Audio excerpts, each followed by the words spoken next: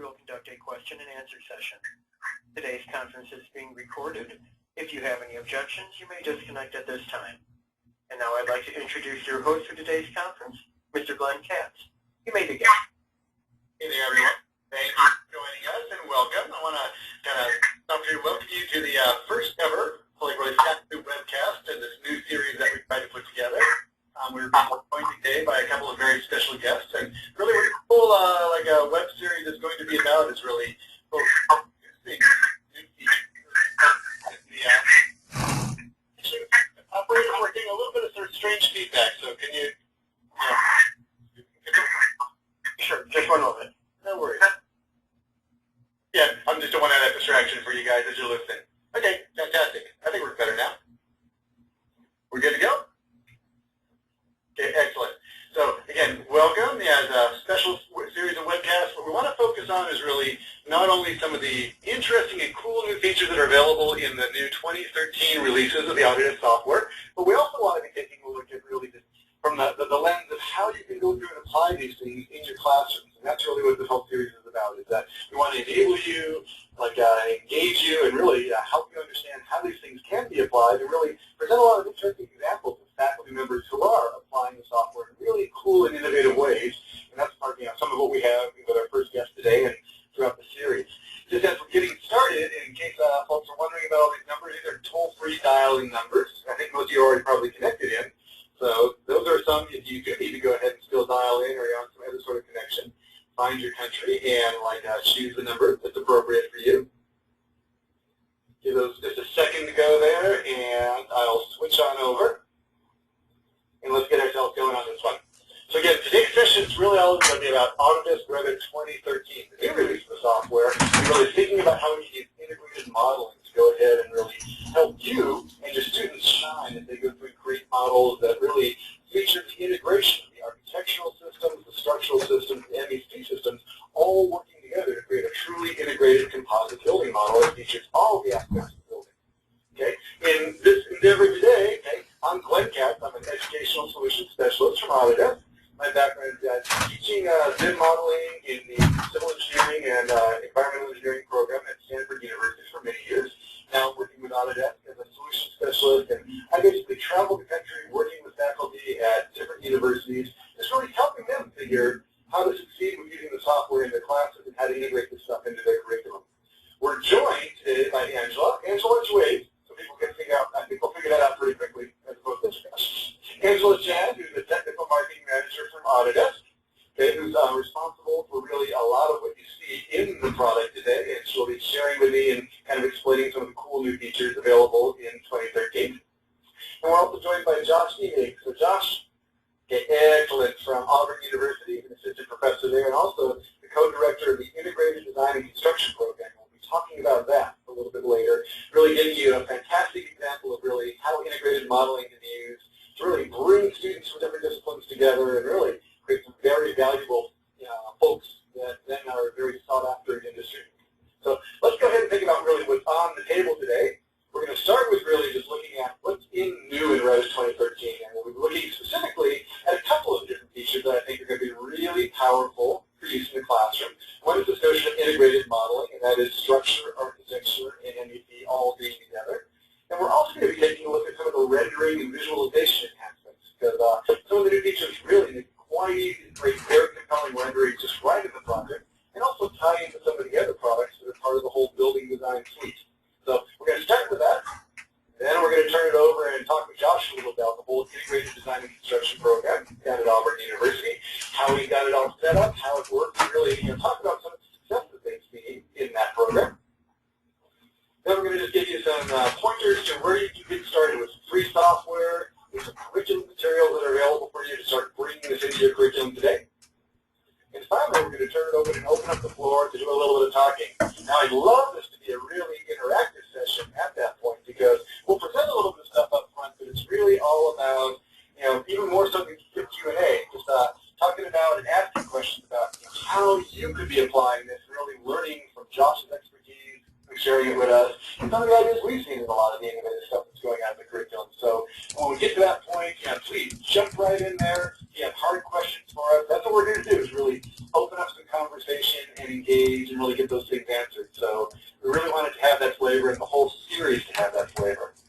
Just so you know where this whole series is going, today we're focusing on these integrated modeling features in Revit. As we progress through the next few weeks, we're going to be looking in 2 weeks at the issue of visualization in a lot more detail and how to create very compelling renderings of some of the other features of the product.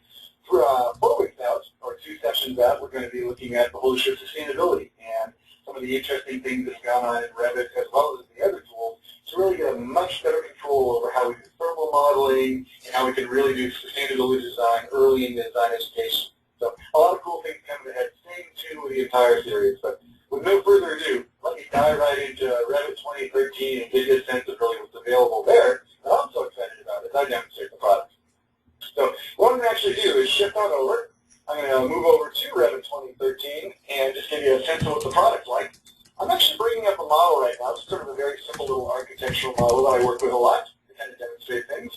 And in the product, probably the biggest change most people will notice right up front is just that as opposed to there being 3 different products, Revit Architecture, Revit Structure, and Revit MEP, there's a single product now.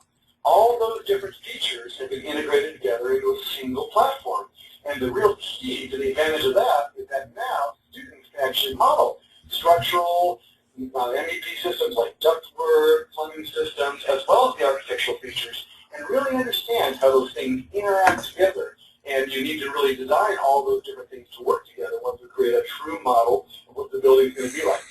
So how that actually shows up in the interface, just so you get a sense of it, if you're familiar with Revit, there's always been the Home tab, which contains many different tools. It's been renamed the Architecture tab because it has many different architectural core elements like walls, doors, ceilings, roofs, things like that. What used to be a separate product is now the Structure tab. You see beams and columns and floors and trusses and beam systems in there.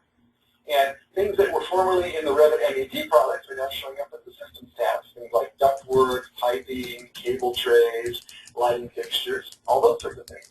And this interface can be adapted and changed depending upon what you need in your own classroom.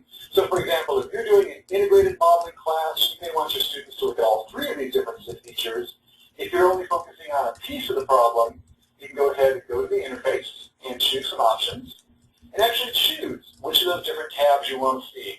So for example, if I don't really need to see the energy analysis tools, or I don't need to see the Systems tab with the piping tools or the electrical tools, I can turn those on. Now, as we think about an integrated product, one tip that I actually learned from Angela, thank you very much, yesterday, is that in terms of working with different tools, there is something to be said about customizing the interface to make sure that you're seeing the tools that are most relevant for your own class. For example, in Structure, if you don't really need to be analyzing the structure, you're only really trying to model the structural elements, it actually is a slight performance improvement to turn that off. Because if we keep the analysis tools on, it's actively recomputing a structural analysis model constantly in the background. So you don't need that, and I won't be using that today. I'm going to go ahead and turn that off. That'll make that just hide that from us right now. Okay, so let's go ahead and kind of just give you a sense of what I need about the power of integrated modeling. This again is a little architectural model, a preliminary design for a building, which may be very typical for a lot of different projects that folks are working on.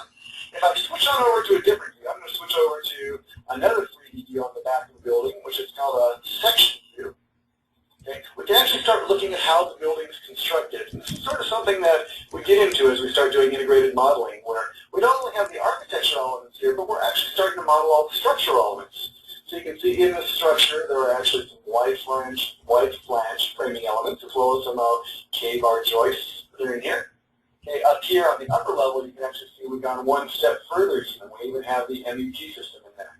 So just to give you a sense of where we're going with all this is a project that I actually use in my own classroom back at Stanford. But we often start with models that look like this, where we have the whole notion of basically the ceiling and the floor plane, and we try and squeeze the structure in.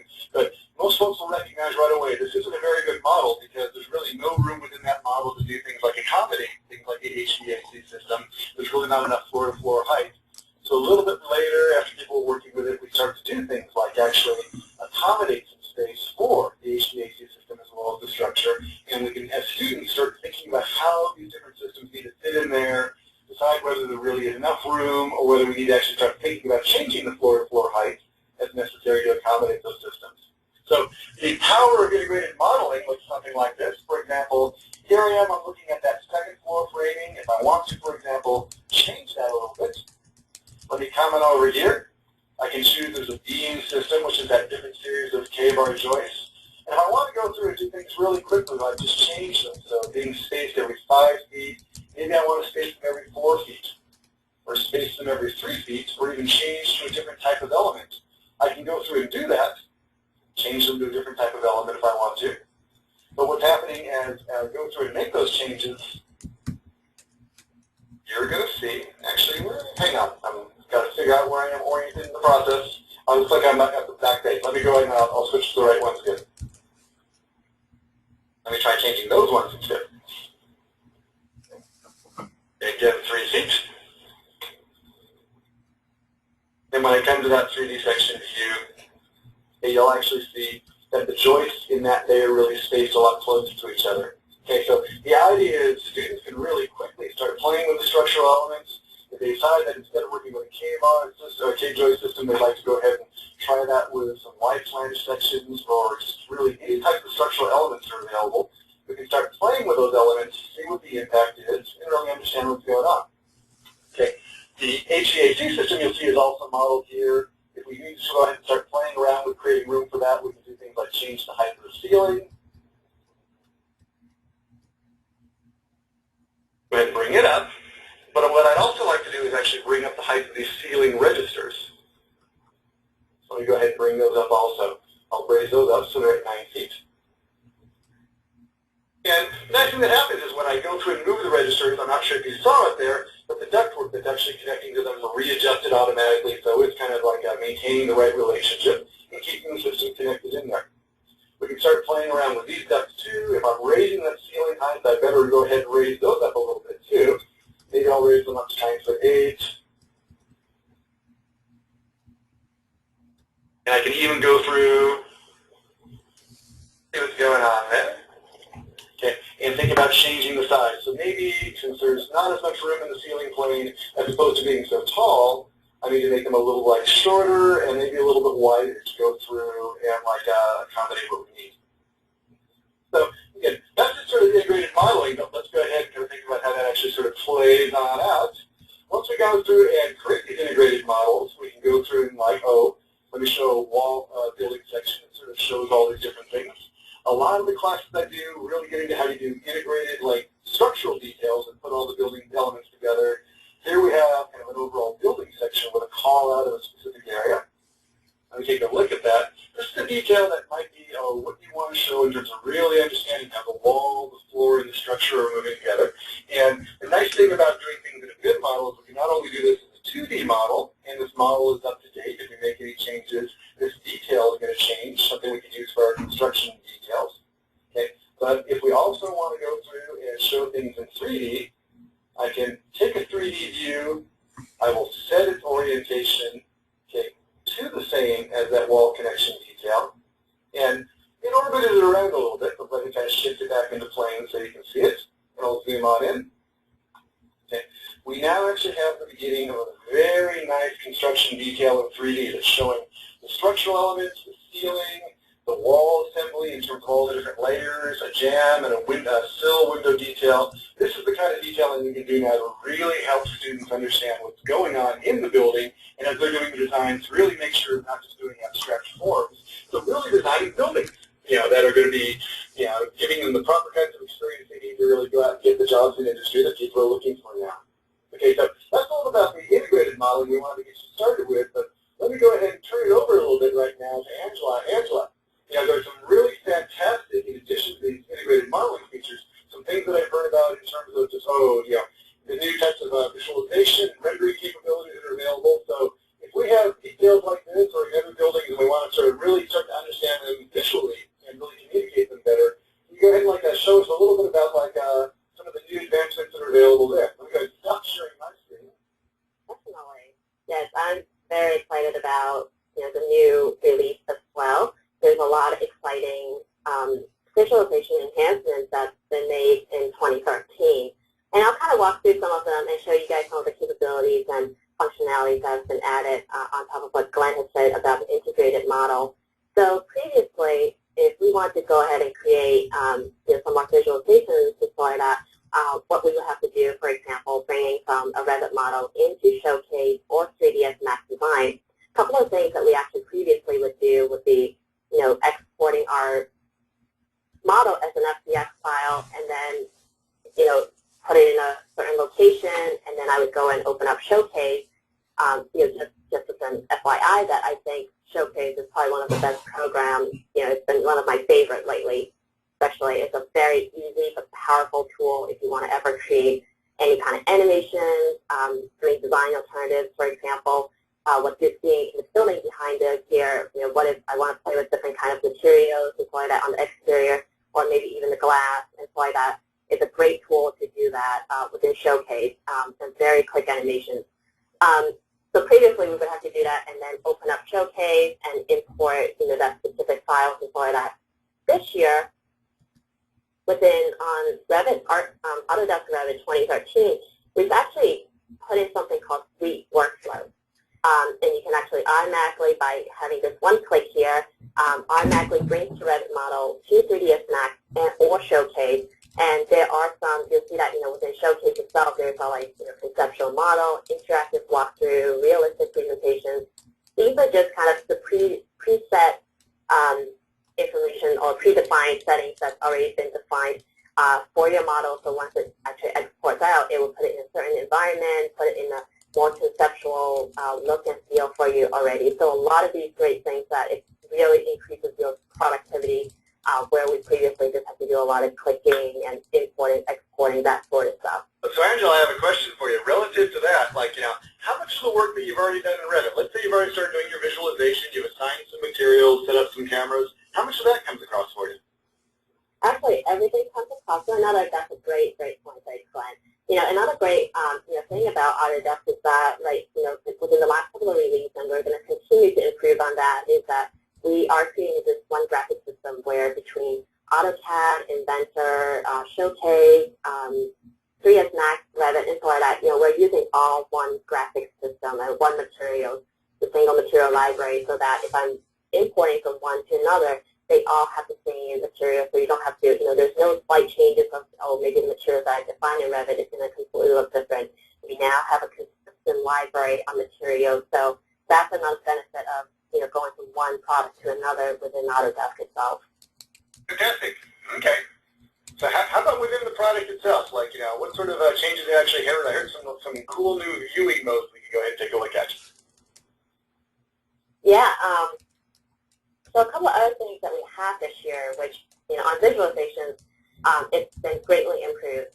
Previously, if you want to enhance, maybe I want to put a nice guy in there, it's a little bit difficult previously because I would have to export it back to Photoshop. And once again, you want to always, one great thing about BIM is that you can always design up until the last minute, and I'm sure a lot of students do that as well. So, for them to really... No, that never happens. Never. Quickly place some really nice visualization together and being able to present that, I think, is a really big benefit. So what we did is that we can now place a custom background image here. So I just have one placed in here already. It's just a sky image. Automatically click OK, and you can see that I'm just in black and white lines, in heat and line mode, and the sky will automatically going to be loading in and placing in the background. So, and you're not only doing this in, that you can do this in perspective, but you can also do that in elevation, sections, isometric views, and so like that. Really quick rendering, visualization stuff that it takes really no time. And that's actually kind of a really nice style unto itself. That's actually, that's kind of nice looking. Yeah, there's a black and white drawing with the sky in the background. But go on. Yeah, it's placing like shadows or something. I think that alone has been greatly enhanced in terms of Revit, which has always been known as a documentation tool, and now it's just it's greatly enhanced. And if I actually turn this into, so you see there's kind of paper, cardboard-looking people, trees, and so like that. If I turn into a realistic mode, and what that's going to do is that it applies kind of the realistic materials that I've assigned, but at the same time, that the trees and the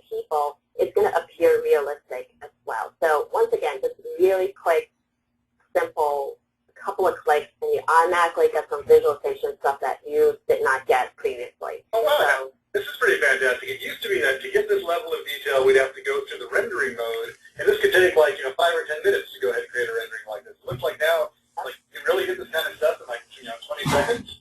oh yeah, yep. It's a great improvement that I absolutely love it. So, Okay, well, hopefully we'll see a lot more, and this really, I know that this helps out with a lot of students and so that to be able to do some really quick, and you don't need to go and learn another software. It's just to present, do some visualizations and so like that. And also keeping everything inside of Revit. So once again, I could now, if I wanted to, I could start to change my design and being able to update it automatically without having to export this image out to Photoshop and do some more enhancements that I previously would have to do. fantastic. So for the faculty members out there, just really think about all your students who said, oh, but I didn't have time to do the rendering and couldn't show you things. Ah, Josh, you're smiling. I can tell this is happening to you. The ability to kind of really quickly do this, grab a screenshot and put it up on the board. Sounds like maybe it's encouraging the wrong paper students. We'll keep deciding the last minute. But there's no excuse for not actually coming out with something that looks pretty reasonable and being able to share your design work. Right, yep. And then there's also a ray trace node, which is actually an interactive ray trace view that, once again, is actually kind of rendering the model, and at the same time you can actually orbit and have a more interactive kind of presentation ways as well that I can actually orbit into the model around, or I could also do it for interior. Another exciting thing that now that we always have rendering within the software itself, but another enhancement we've actually made is actually we integrated the rendering in the cloud within Autodesk Revit 2013. Okay. So by clicking on here, with a subscription, I just have to simply define, there's two different choices.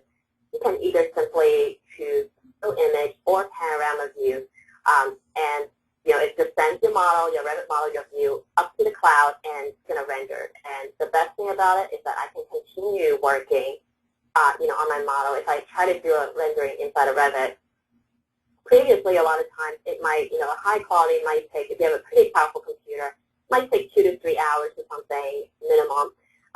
Now sending it to the cloud, I don't even have to worry about that 2 or 3 hours. I can just go back and start working. And, a couple of really interesting things that as I mentioned that, we have the still image. Let me just go ahead and sign in. But it's just as you're signing in there. So does this mean, I always had this issue in my lab where you come on in, there's like a piece of paper over half the machines that say, do not touch rendering. Josh, I can see again. You see that, and people are trying to get things done and leaving it running overnight, and it never quite works out. So this means that the students can actually just send it out to the cloud, let it render, and then go home, and we can keep on working on the machines and get the results. Correct. Yep. And then, and the nice thing about the cloud, I can download any of these images, and then I can start printing it out. And as I mentioned, that you can actually create panorama views of your rendering through the cloud. So one thing I could do is now it's, I'm stationed at the location that I've defined, but now I can actually orbit around my model up and down 360 degrees. What this actually really do to any of the students or anything is that it actually produces a more interactive way of presenting the drawing. And I can scan in the space and start looking all around, and not just they would have to produce 4 different perspectives previously, and now this is a lot more interactive, being able to do this interactive or panorama rendering. And fantastic. I can see the students being a little worried though. It used to be you could create that perfect screenshot that showed everything you wanted, but then hid everything else. Yeah, having the ability to kind of navigate around and really ask them to see what's behind you, it's good for us. But it means they really have to think the design through.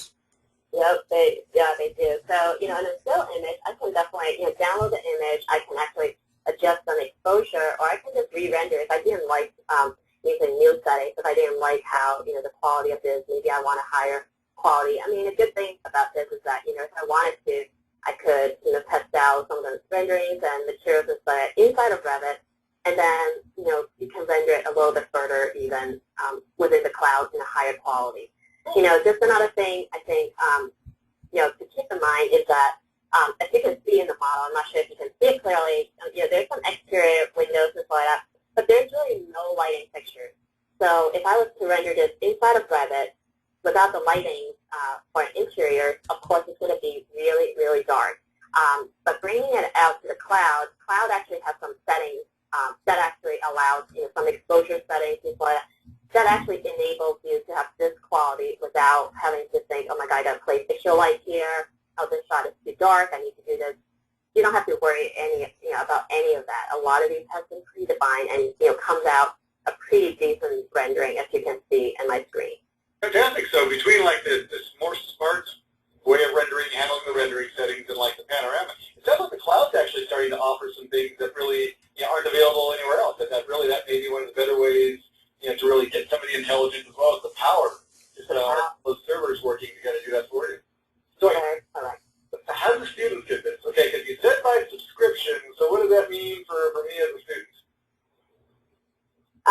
I think students, you can actually get 25 cloud rendering units, through, I believe it's free available, so that they can actually start to play around and access. And once again, you have 25 free units, so you might want to, once again, if I mentioned that, you might want to do some test renderings, making sure all the materials are correct and so on. Just as a draft, maybe inside of Revit, and then, once you're ready to say, all right, I'm done tweaking my materials, but I want a high-quality rendered images, go ahead and bring it to the cloud and, have these nice quality images. So what happens if the students run out of units? Like at the tail end, what happens then? That's a great question. I should have a loaded or a preloaded. Because people ask me this all the time. You can go ahead and just keep on doing things in Revit 3ds Max. Well, you always have this. So the cloud's kind of a great value-added service. But honestly, Angela's going to shake her head with all this too. We're figuring out with the teams in terms of the number of units and what students should be able to do and how they should be able to access more cloud units. So, in the spirit of honesty, this really is somewhat experimental, and we're really trying to see what the demand is going to be, and we're trying, based on sort of how that works out, and come up with the right model for making those units available to students. So, we're exposing a little behind the scenes here, everything isn't completely decided.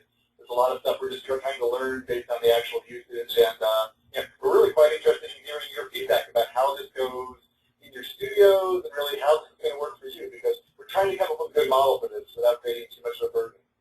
Great technology, but like so many things in schools, how to go ahead and distribute it to people and make it available to everyone, that starts to give me a challenge because, I'm not sure in my school we don't have a full-time IT person standing on just waiting to go ahead and support all this stuff, and I think a lot of programs are like that. You don't have that necessarily.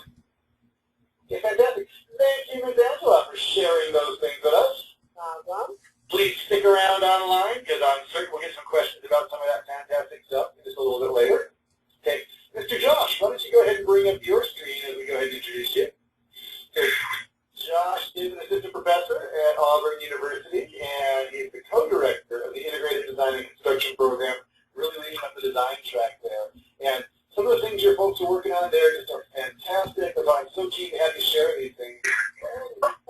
Talk about just how the whole integrated design and construction program works, and who your students are, and just sort of give us a feel for what's going on so people can be inspired to think about how this can apply in their own schools. Sure. Can you hear me okay? You're great. All right, excellent. So yeah, I'll give you a little background on the program and talk a little about what we're doing. Again, obviously, if you have any questions along the way, just stop me and we can go from there. So we are the Master of Integrated Design and Construction program at Auburn. We have a one-year post-professional master's degree. Sort of informally, my motto for the program is that we're trying to teach students to build better buildings better. So embedded in kind of catchy statement is an idea about a product, which is better buildings and better built environment, and an idea about process, which is putting those better buildings in a better way. And we really kind of start from this framework, which we saw, it's a bit of a reaction to industry. We saw a number of things happening in industry that we're in a way sort of reacting to. And those three things are sort of organizational shift in the way that project teams and projects are managed, the continuing impact of information technologies in the form of things like BIM, obviously the cloud, remote collaboration, distributed computing, those kinds of things. And really the mainstreaming as a goal, as the product, the mainstreaming of the green or the sustainability movement, which really demands a more high-performing, more quality product, and the influence on process there has to do with more performance-based or evidence-based design. And so if you kind of look at those things in a way, this area, I'm going to kind of switch between a couple of things here, so bear with me. Here you go, Autodesk products. So, you know, this is really about people. Sorry, I'm having a hard time. Maybe I should have done that.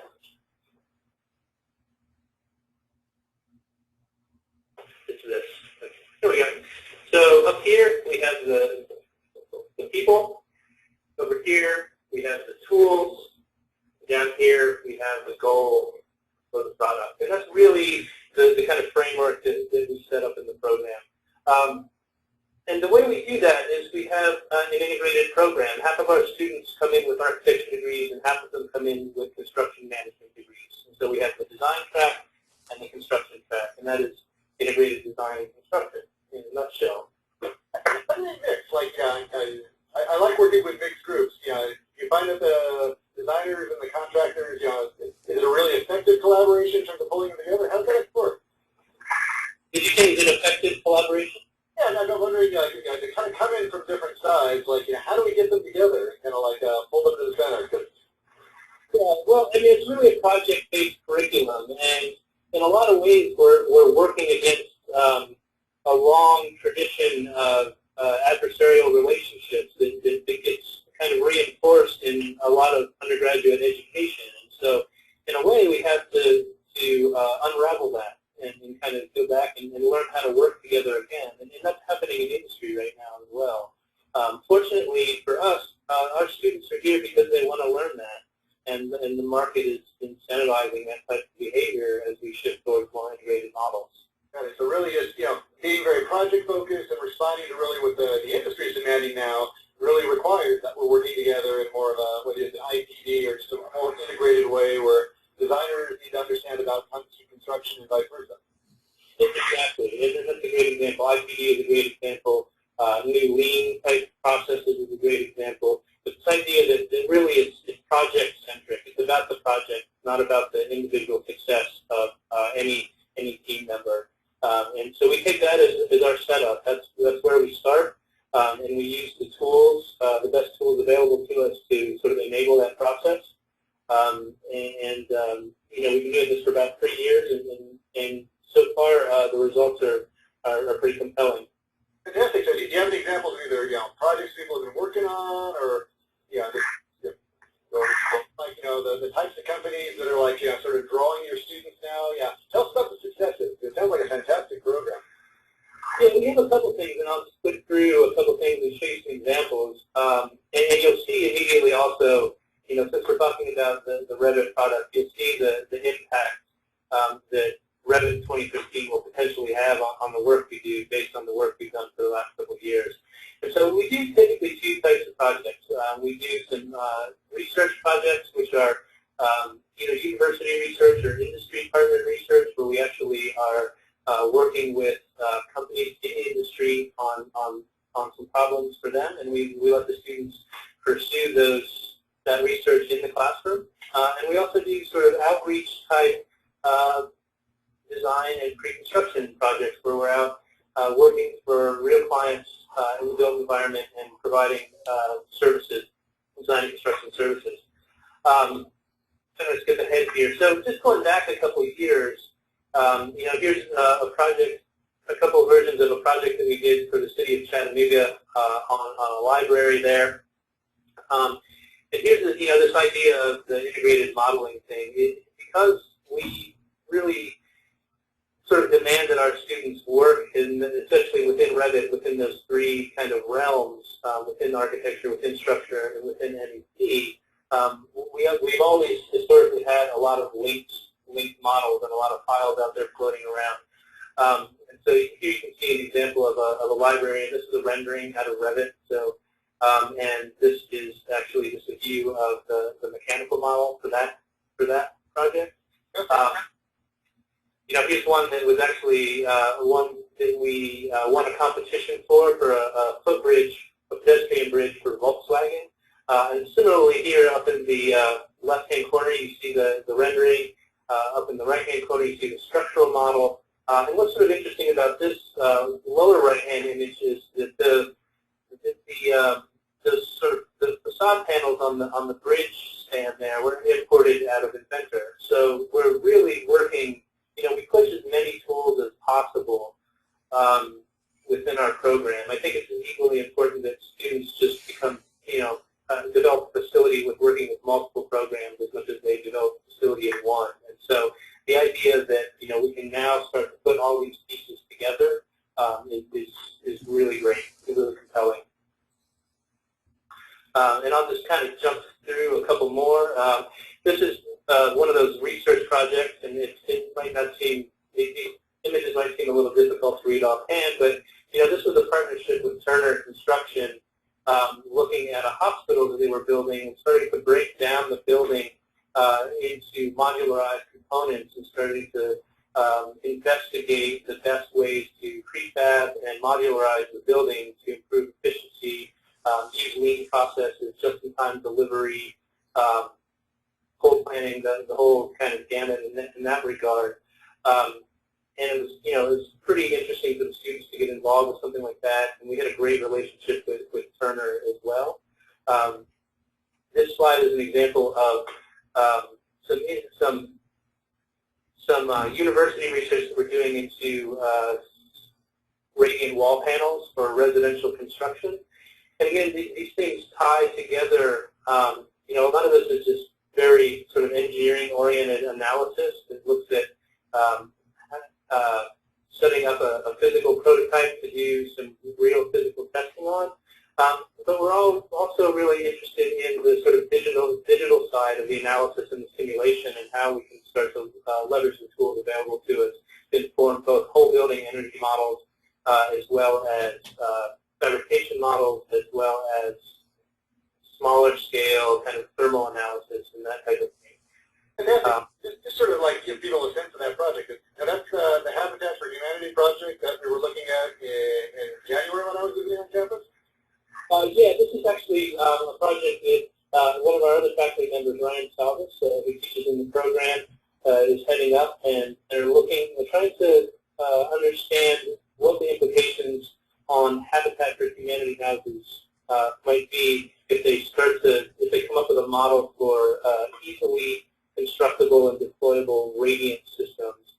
A lot of the energy use in those types of buildings is related to systems, and so it's just looking at it as an alternative to get away just from the window unit air conditioner or even central air conditioning and heating as a way of conditioning those buildings. And so they're really back to first principles here, building radiant panels from scratch, setting up a sort of hot box or cold box testing environment. And they're using a kinesiology lab with a thermal lab in order to do that. And so that's a little bit of this work.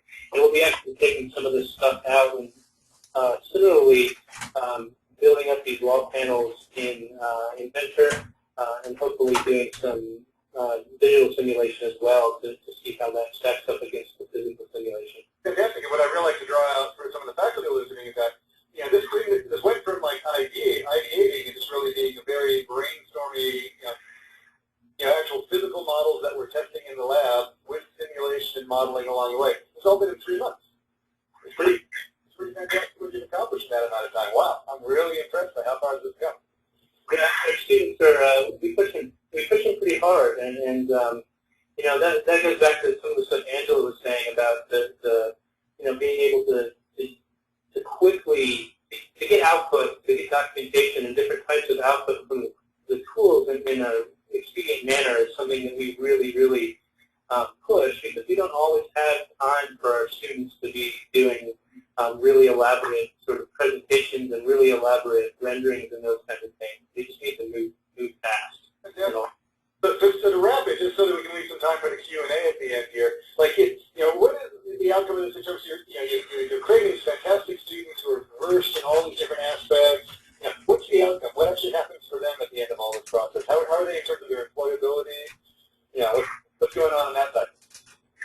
They're actually doing great, and it's getting better. I guess I could sort of say that the economy seems to be improving, at least in some of the things, indicators that we're seeing. But even when the economy was bad, our students were almost 100% employed within several months of graduation, and a lot of them. The technology aspect of this program is providing a skill set that they're getting our students hired.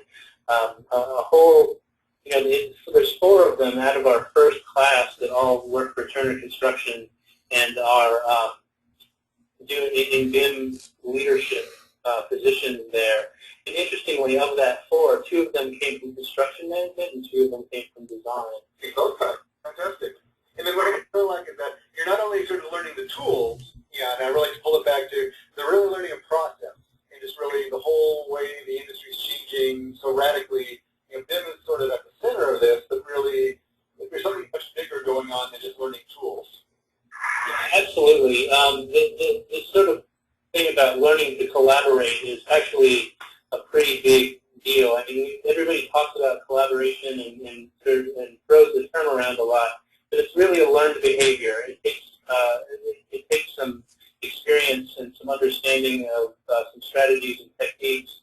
And it takes a little time to learn how to collaborate across those disciplines, especially when in many, many cases our disciplines have been trained not to cooperate in that way. And so, that coupled with the technical skill set, in addition to this, the knowledge base that they have when they arrive at the program, I feel like they leave here in a pretty strong position relative to the industry. Fantastic. Thank you for sharing that with us. Yeah. Hang on for just a second. We're going to try and get to Q&A and let people sort of query a little bit more about how this is going. If you can throw the screen back to me, I just want to point people towards just a couple of resources I want to make sure they know about so they can think about how to get going with this. So on your side, go back to the Adobe Connect thing and say stop sharing, and I'll share mine again. Ever so briefly, and we'll try and get through this little bit of information pretty quickly. So I think that what I want to do, and of course I'm always choosing the wrong one, is point people to a couple key things we want you to know about to make sure that you go to and take advantage of. One is, for anyone who's watching, we want you to become a member of the Autodesk education community. It's called students at Autodesk.com, but we want faculty participating too. And when people go to the student community or go to the education community, there's a couple of good things they need to know about. One is there's all sorts of free software available to them, and it's available for students as well as faculty to download. And it's really just the whole suite of Autodesk products, all the AutoCADs, all the Revits, the Mayas, the Navisworks. Something that's been very popular lately is T-Splines, the plug-in for working with Rhino and being able to pull the nerves out a little bit better. Another one that's kind of a really exciting one right now is simulation, multi-physics. I'm trying to find, I guess, yeah, that's the one that's out there now for really some advanced simulation capabilities. But these things are available. You can download them freely, put them on your machine. There's a 3-year license. And the idea is just to get these hands in the people, or these tools, people's hands so they can really start exploiting them and doing fantastic things with them. Another kind of really cool thing we want to let you know about is the whole education community. It's something I'm sort of proud of. I worked on this with a bunch of my students at Stanford University. What we did was based on some classes that we had going there. We put together a whole curriculum full of all sorts of lessons to help people get going with the BIM tools. Now, it's a little intimidating. We watch what you're doing, Joshua, going, oh my God, where do we get started with this? It seems like there's so much you need to start with. And this is really just a very modular series of things, starting with the basics of building modeling, and then into more focused lessons on, for example, green building design, or very relevant to today's topic, there's a whole unit on multidisciplinary coordination. You model structural elements, electrical systems, plumbing, mechanical, and all those different features. So on down, we have more about ITD and how we use the construction modeling side of it, or even how to do model-based estimating or using BIM for fabrication. A lot of good lessons out there. And the basic nature of these, just so people know where these are, is that if you go into the lesson, there's some introductory material along with some key terms and learning objectives, but there's a whole series of different exercises out there. And within those exercises, there's always a video, something that's usually 3 to 4 minutes that you can show video in class and just have students look at on their own, as well as a data set you can download, both the imperial and the metric versions, depending upon what you need. So students can actually play along with what they're seeing in the videos and really explore it and make it their own, as well as some little exercise, something you can assign to students and they can work on, most of them being targeted for something you could probably complete in about 30 minutes to an hour, something like that, to really exercise what you saw in the video and then move on to the next step.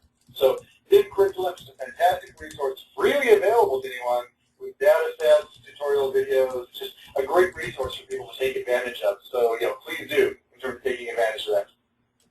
There's also, for folks who are specifically interested in sustainability, a whole companion workshop, the Sustainability Workshop, which contains, again, some tools and software, but also a lot of videos that sort of explain sustainability principles, in terms of net zero energy buildings, life cycle assessment of the materials, just a broad range of stuff out there. So there's some fantastic resources available out there. And we just want to let people know they're available so that you're not alone in this. We're really here to help you succeed and incorporate this in your classroom. So just take advantage of that and know they're there.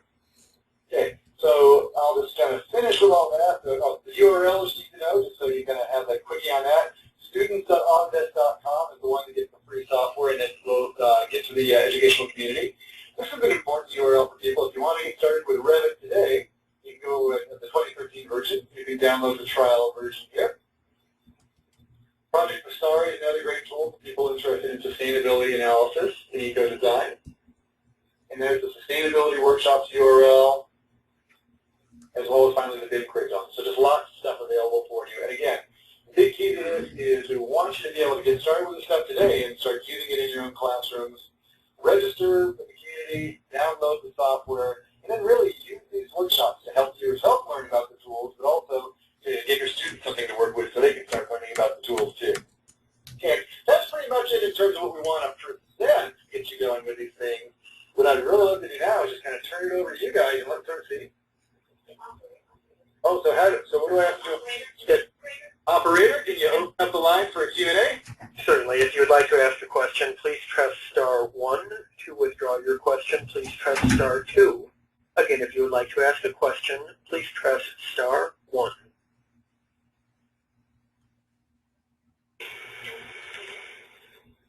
Okay, we're just waiting for anything people want to know, either about the specifics of the software or some of the rendering capabilities we saw here, about what's going on in Josh's program and the whole IDC program. The first question is from Habib. Your line is open. Yes, with the Revit 13, are we able to save the files as STL where we can print them in 3D? Okay, let me see if I can go ahead and take that one. There is a special STL exporter that's available. It's actually open source, and it's been released. It's out there in the community. Actually, if you send us, I should find it for you, but if you send us an email message, like, I should show you where my email address is, at blankcats.autodesk.com, I can point you towards that. But yes, there is an STL exporter. In fact, if you just even search for it by Google, there is one that will let you export an STL file for 3D printing. And Angela, did that ever get built into the product, or I think it's just been released as part of the open source community? What do you think about that? That's correct. Okay, so there is one, and it actually works very well. You can just take your 3D model and kind of pop it out to that. In fact, let me go back over to the slides for just a second. Actually, back up on the slides. Hang on. Oh, actually, no. I'll do this. Go back over to the web. If I can. Oh, I'm so bad about navigating around in this thing. Okay, there we go. I'll try. What I was going to show you is actually, there's a piece of the, there it is, in the BIM curriculum. If you go to, back in the BIM curriculum, if you want to sort of see an example of how to use the STL exporter, go on down to that. There's under Unit 7, Lesson 4, using BIM for fabrication. We actually point you to that STL exporter and show you how you can export a Revit model and then, take it in for actually doing some 3D printing. So that's a good place to get started. All right. Thank you very much. Oh, thank you, Habib. Okay. The next question is from Rala Livan. Your line is open. Hello, Narella? Hi. Hello? Yes. about Revit API, developing new tools. Is there any new development about 2013? Well, actually, yeah. Okay, let's talk about that. And Angela, you may know more about this. I've actually been playing around with the Revit API for a class we're working on for USC right now. Yes, the API keeps on getting enhancements every year. There's a Revit API SDK, and actually you can install it. I think it actually just comes as part of the main installer now. It's under deployments and tools. It's kind of hidden in a funny place in the installer. But you can install the SDK. It kind of has a lot of API examples. And last year, a lot of the API enhancements were all about kind of constructability features. I'm trying to think, Angela, is there any sort of are there any highlights about what's changed in the API this year, or is it more accessing like the component-based stairs, or what's sort of different in the API this year that you know of right offhand? I mean, there are some additional, like features API that we actually start to implement. Is that you can, with every new feature, almost every new feature that we have, there is a capability of actually possibly having an API with it, so that if you feel that it's not appropriate for your classrooms, or you want to customize. For example, we've heard a lot of customers say, and I actually also implement this myself. I never wanted to import CAD or explode my CAD files. So that might be something you don't want your math users, the rest of your users to actually go ahead and do. Then there is a capability for you to actually go turn on and off those features as well. So we're enhancing even features, and me working at a professional firm, things like that, where I actually was implementing and training over 600 staff. Even though I have a curriculum, there's always certain things that based on the project, then I don't train every single thing. So if there's nothing, if it's just an interior project, I don't ever train on the site. So this probably gives people capability of such a complex tool, software, that you can start to say, I'm going to just teach these things to these people, and really start to be able to customize some of those things. So, but those are some of those enhancements that we are definitely working on the API side, and people can go ahead and turn things on and off as well.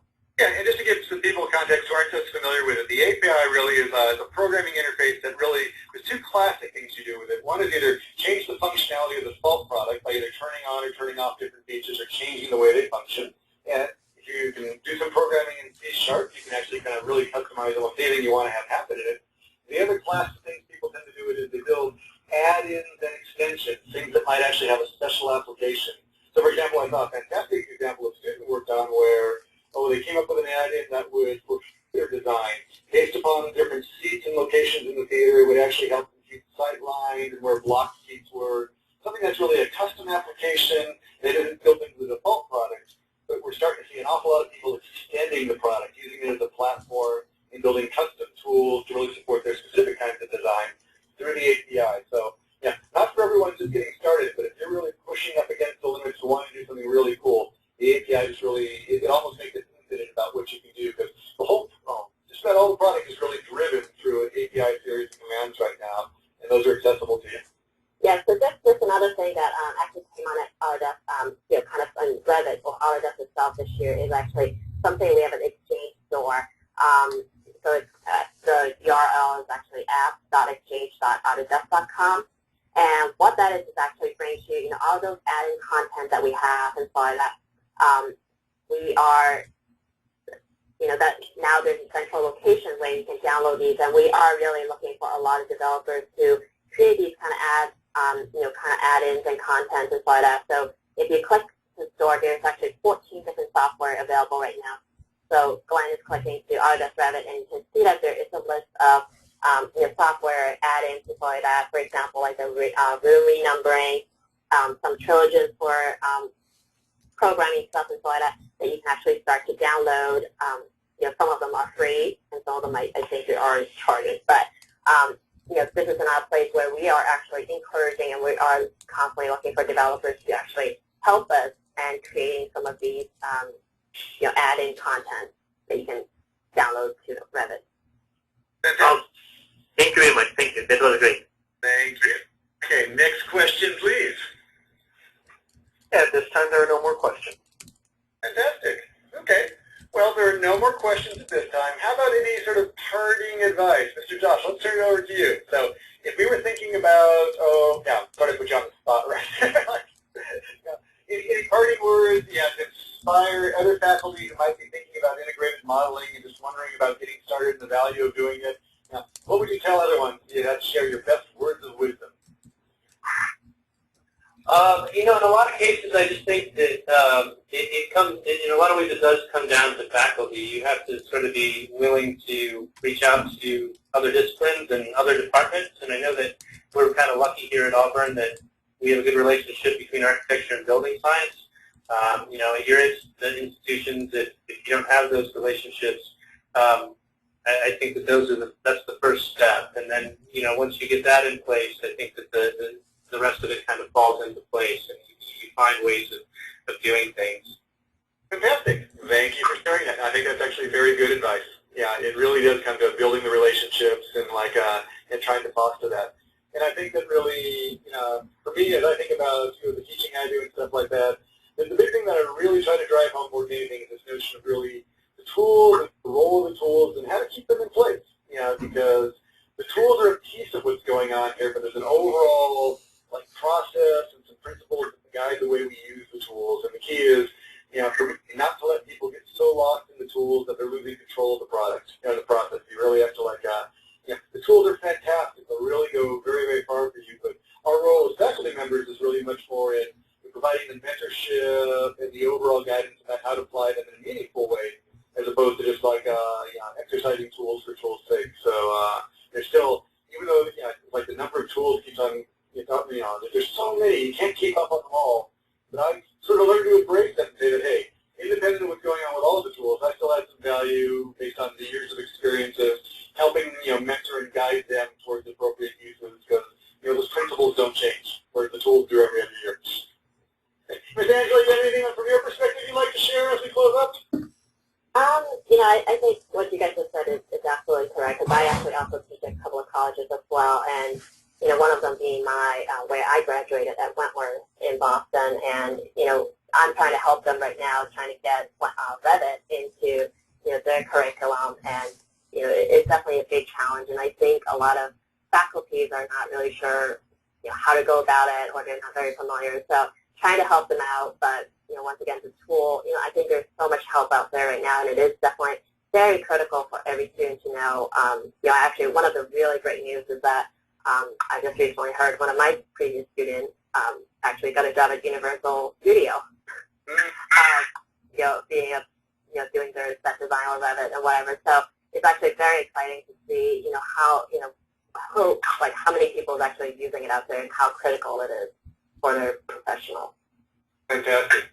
And then really for everyone who's thinking about how to adopt this in the curriculum, that's what we're here for. That's really what my job is explicitly, is really one of those things. But as need be, we tie in our friends like Angela and get all the support. There's really an incredible network of people back here at Autodesk and Autodesk Education and just throughout the company who are really dedicated to how these tools are being used by students and really preparing that next generation of students who are really going to be the leaders as they graduate, to really be successful and lead that industry. It's a big change we're going through right now. So you're not in this alone. Go ahead and tap into us and call on us for some help, because that's what we're here to do for you guys. So okay, with that, I guess we'll probably wrap for today and adjourn. And again, if there's any continuing questions, you can send us an email, send things through the link where we registered. I think Gary, our organizer, is going to go ahead and send out a thank you message to everyone that will include some links, our email addresses, the places that you have some continuing questions. You go ahead and get those answered. So let this be the beginning of a conversation, and let's see how we can collaborate and really make this successful for your students and inspire them to do great things. Okay, thank you very much for joining us. We will sign off for now. Okay, thank you everyone, and thank you to my collaborators for helping us out today. Hope you enjoyed it. Come on back in 2 weeks. We'll be talking about visualization in greater detail, and after that about sustainability. So keep track